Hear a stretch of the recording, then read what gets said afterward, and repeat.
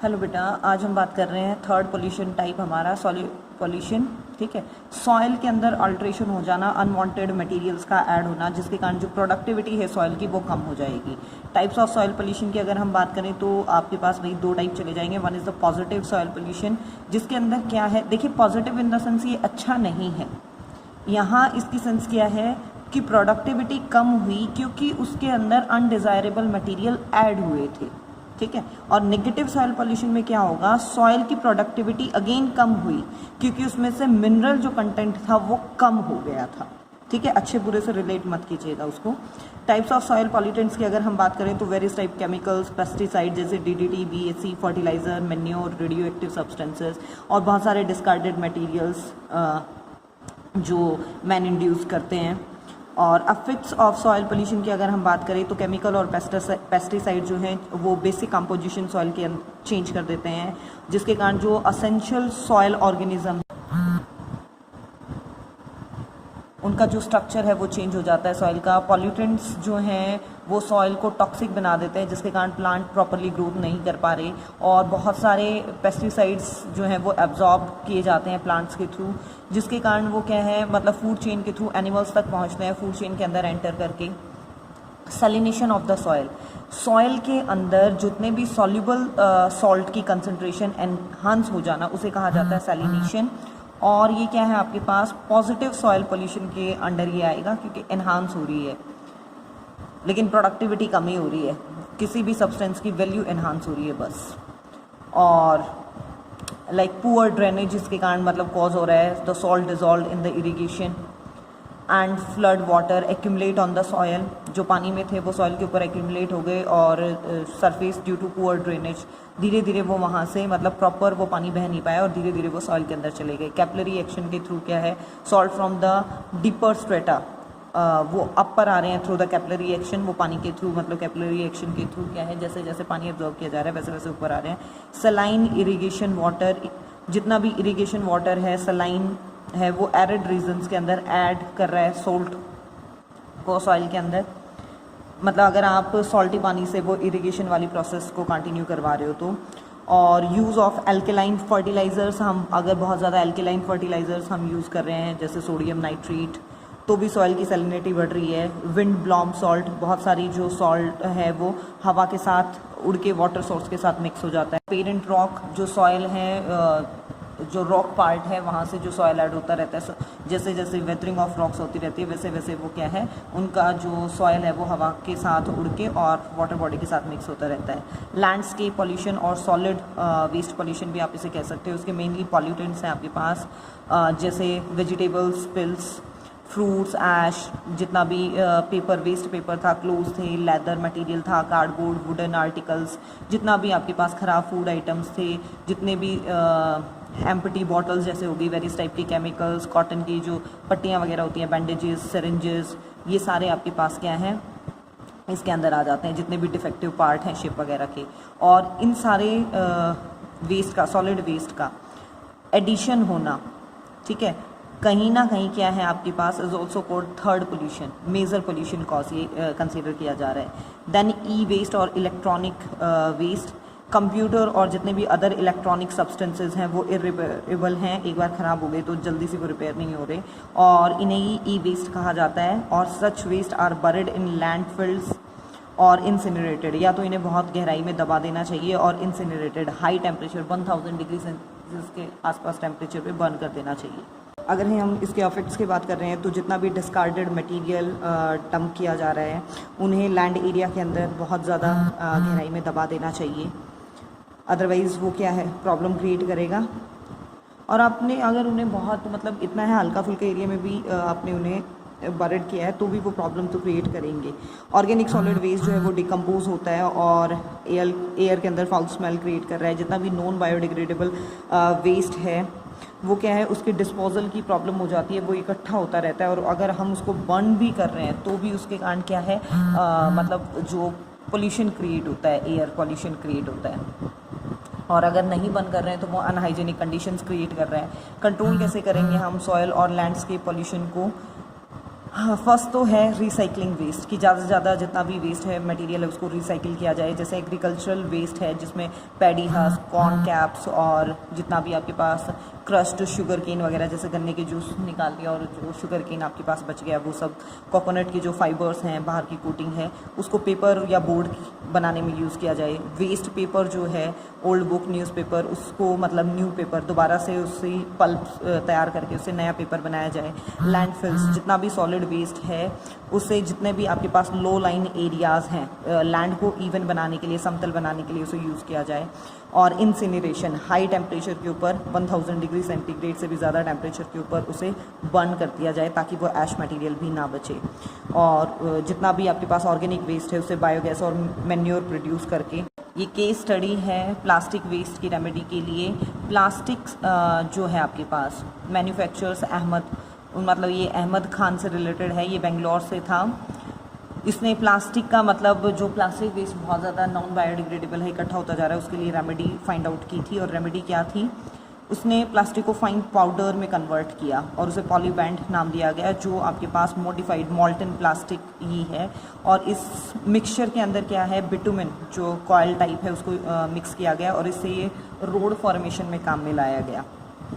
और इसके कारण रोड की जो रिपेलेंट प्रॉपर्टी थी वो, मतलब रोड इतना जल्दी टूट भी नहीं रहे थे, उसकी जो वाटर बारिश में जितने भी रिपेलेंट प्रॉपर्टी थी वो ज़्यादा बेटर थी। और 2002 तक लगभग 40 किलोमीटर रोड इस टेक्निक के थ्रू फॉर्म किए गए थे बेंगलोर में। और ऑर्गेनिक फार्मिंग की भी एक और केस स्टडी है। रामचंद्र डागर, ये सोनीपत के हरियाणा के एक फार्मर हैं और इन्होंने मतलब स्टार्ट किया था बी कीपिंग, डेयरी मैनेजमेंट, मतलब अपने नॉर्मल खेती के साथ साथ, और वाटर हार्वेस्टिंग, कंपोस्टिंग और एग्रीकल्चरल, एक पूरी चेन प्रोसेस उन्होंने शुरू की। और this chain supports each other, मतलब ये जितने भी थे, जैसे जितना भी एग्रीकल्चरल वेस्ट था, जितना भी डेयरी फार्मिंग का मतलब जो एक्सक्रीटरी मटेरियल था उसे एज ए मैन्योर यूज़ कर लिया। खेतों के किनारों के ऊपर जैसे शहतूत के पेड़ उगा के रेशम के कीड़े ग्रो करवा लिए। और आपके पास क्या है, हनी बी के बॉक्सेस रखे, हनी बी ग्रो करवा ली। और केमिकल फर्टिलाइज़र्स उन्होंने यूज़ नहीं किए। क्रॉप वेस्ट जो है उसको यूज़ किया एज ए कंपोस्ट, और वो सब कुछ करके मतलब पूरी चेन प्रोसेस के थ्रू ऑर्गेनिक फार्मिंग को इन्होंने मतलब बहुत ज़्यादा बढ़ावा दिया था। ये आपके पास integrated organic farming Dagar has created the Haryana Kisan welfare club, ठीक है। और इसमें लगभग 5000 जो फार्मर्स थे उनके मेंबरशिप हैं आज के दिन। और एक और केस स्टडी है इंटीग्रेटेड वेस्ट वाटर मैनेजमेंट से रिलेटेड। वेस्ट वाटर इंक्लूडिंग जैसे सिवेज वाटर है, इसको ट्रीट किया जा सकता है by utilizing mixture of artificial and natural process, दोनों को ही यूज़ करके। एक ऐसा एग्जांपल है टाउन ऑफ एक्सेटा, situates along the northern coast of California के अंदर। यहाँ पे integrated waste water treatment process start किया गया था with the help of biologist. यहाँ की बायोलॉजिस्ट थे, स्टेट यूनिवर्सिटी हमलट से मतलब बिलोंग कर रहे थे इस टाउन के। और the cleaning occur in 2 steps, 2 step follow किए गए। एक तो था कन्वेंशनल सेडिमेंटर और filtration and chlorine treatment is carried, मतलब जो नॉर्मली सेडिमेंट कर दिया आपने, फिर उस पानी को मतलब जो सॉलिड पार्टिकल था, जो हमारी प्राइमरी ट्रीटमेंट थी वही स्टेप फॉलो किया है, फिर क्लोरीन दे दिया गया। देन क्या है आपके पास एल्गी फंगस और बहुत सारे बैक्टीरिया, उनको ग्रो किया गया मार्शी लैंड एरिया के ऊपर, through which water float these lights, water को वहाँ छोड़ा गया। Neutralize, absorb and assimilate the pollutant, और उन बैक्टीरियाज ने क्या किया, उन जितने भी पॉल्यूटेंट मटेरियल थे उन सबको ख़त्म कर दिया, एसिमिलेट कर लिया, एब्जॉर्ब कर लिया, मतलब डाइजेस्ट कर दिया, और वाटर को प्यूरिफाई किया। Ecosan toilets have been developed in area of Kerala और श्रीलंका फॉर इकोलॉजिकल सैनिटेशन, मतलब जो वेस्ट मटेरियल है उसको फॉर अ मैन्योर और उनके लिए यूज़ करके। एडवांटेजेस क्या थे कि हाइजीनिक कंडीशंस हो रही है, एफिशिएंट मेथड है डिस्पोजल के लिए, कोस्ट इफेक्टिव मेथड है ये बहुत ज़्यादा, और जितना भी ह्यूमन एक्सक्रीटा है उसको रिसाइकिल किया जा रहा है, नेचुरल फर्टिलाइज़र की तरह उसे यूज़ किया जा रहा है, केमिकल फर्टिलाइजर्स की डिमांड कम हो जाती है। देन लैंड डिग्रेडेशन की कैसे लॉस हो रहा है, जैसे सॉइल इरोजन, जो अपर मोस्ट फर्टाइल लेयर है सॉइल की उसका लॉस हो जाना सॉइल इरोजन कहला रहा है। कॉज क्या है सॉइल इरोजन के, जैसे बहुत ज़्यादा हवा चल रही है, बहुत ज़्यादा तेज बारिश है, और फार्मिंग प्रॉपर नहीं है, ह्यूमन की बहुत सारी एक्टिविटीज़ हैं, डस्ट स्टॉर्म्स हैं, फ्रीक्वेंट फ्लड जैसी कंडीशन है, शिफ्टिंग कल्टीवेशन, मतलब एक जगह पर्टिकुलर क्या है, आज के दिन खेती कर ली जंगलों को काट के, फिर कहीं और शिफ्ट हो गए और वहाँ जाके मतलब खेती कर ली, उसे झूमिंग एग्रीकल्चर भी बोला जाता है। अफेक्ट क्या है इन सॉइल इरोजन के कि फर्टिलिटी लॉस हो रही है, डेजर्टिफिकेशन हो रहा है और हिली एरियाज़ के अंदर लैंडस्लाइड होना शुरू हो जाता है, फ्लड वाली कंडीशंस हो जाती हैं, बहुत सारा लॉस होता है फ्लड के कारण, फेमाइंस जैसे एक्सेसिव शॉर्टेज ऑफ फूड होना शुरू हो जाएगा जब इतनी सारी कंडीशंस अराइज होंगी। तो कंट्रोल कैसे करें लैंड डिग्रेडेशन को, फॉरेस्ट को बचा के, जितना भी ग्रास कवर है कि सॉइल इरोजन ना हो, जो प्लांट्स हैं उनकी रूट्स सॉइल पार्टिकल्स को होल्ड करके रखती हैं, क्रॉप रोटेशन, मिक्स्ड क्रॉपिंग, मतलब ज़्यादा से ज़्यादा प्लांट ग्रो करवा के इम्प्रूव द, मतलब जो ये सारी प्रैक्टिस हैं वो सॉइल फर्टिलिटी को इंक्रीज़ करेंगे, उतने ज़्यादा प्लांट्स ग्रो करेंगे, सैलिनिटी को रोका जाए प्रॉपर ड्रेनेज के थ्रू कि पानी एक जगह रुके नहीं, advancement of desert can be checked, बहुत ज़्यादा डेजर्ट बनने से रोका जाए एरियाज़ को, मतलब ज़्यादा से ज़्यादा प्लांट उगाने हमें। Then land and water management in India, क्यों ज़रूरत है लैंड और वाटर मैनेजमेंट की? The total land area of India is 305 million hectare and nearly half of the India, मतलब इतना ज़्यादा एरिया है लेकिन उसमें से हाफ आप कंसिडर कर सकते हो कि वेस्ट लैंड। मोस्टली ये प्रॉब्लम्स हो रही हैं कि फॉल्टी एग्रीकल्चरल प्रैक्टिस जो प्रॉपर नहीं है, सॉइल इरोजन के कारण वाटर एक जगह वाटर लॉगिंग हो गई है, सैलिनेशन हो गया है, या फिर जितना भी फॉरेस्ट का रिमूवल हो रहा है।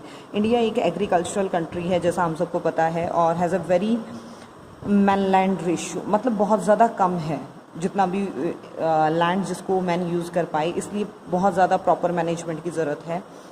और तरीके क्या हैं प्रॉपर मैनेजमेंट के?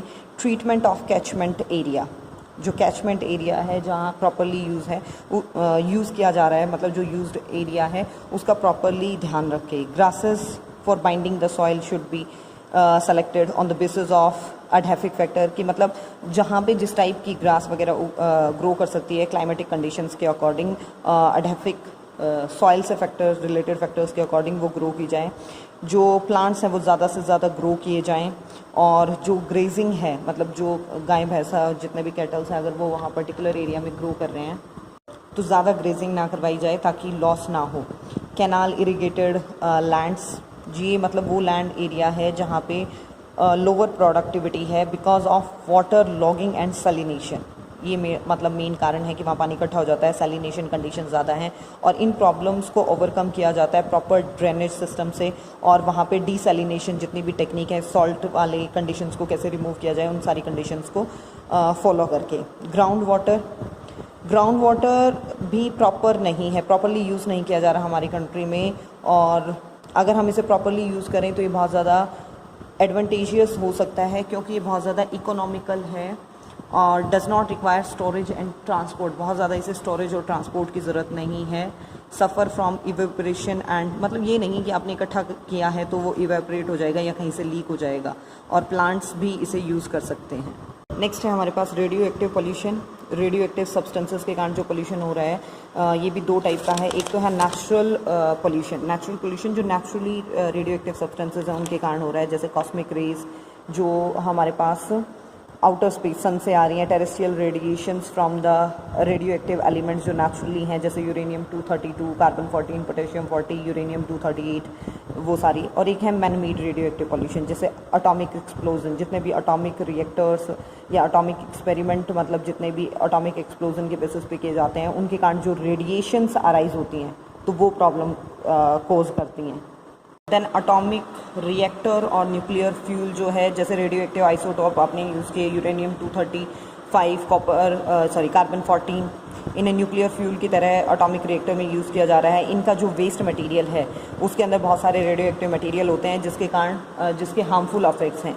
रेडियो एक्टिव आइसोटॉप की अगर हम बात कर रहे हैं, जैसे कार्बन 14, आयोडीन है, आयोडीन 25 और 125 और फॉस्फोरस 32, इन्हें साइंटिफिक रिसर्च के लिए यूज़ किया जा रहा है जिसके कारण भी रेडियो एक्टिव मटेरियल रिलीज़ होते हैं।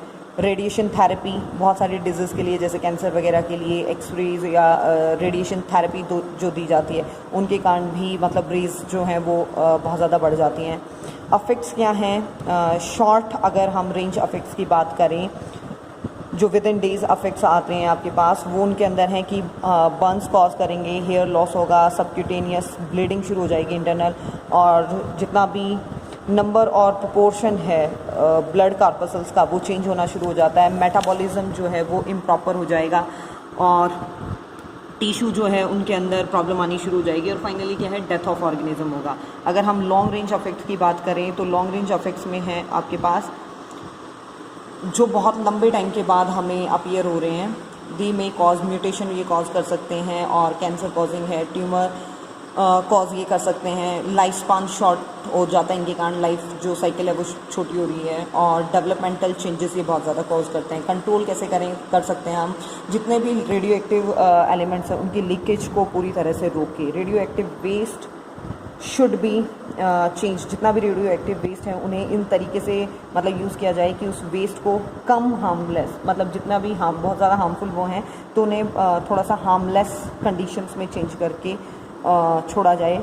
जो रेडियो एक्टिव पोल्यूशन है उसको रेगुलरली चेक किया जाए कि वो एक पर्टिकुलर रिस्क एरिया तक ना पहुँचे, एक पर्टिकुलर एरिया में ज़्यादा अफेक्ट ना करे। वर्कर्स जो हैं वो मतलब जो इस एरिया में काम कर रहे हैं, इस फील्ड में काम कर रहे हैं, उन्हें प्रोटेक्टिव जितने भी गारमेंट्स हैं उनके वो पहनने चाहिए, उनका जो पर्टिकुलर प्रोटेक्शन सोर्स है वो उन्हें लेना चाहिए। एटॉमिक एक्सप्लोजन और जो यूज़ है एटॉमिक वेपन्स का उसे बहुत ज़्यादा कम कर देना चाहिए, इवन गिवन अप कर देना चाहिए।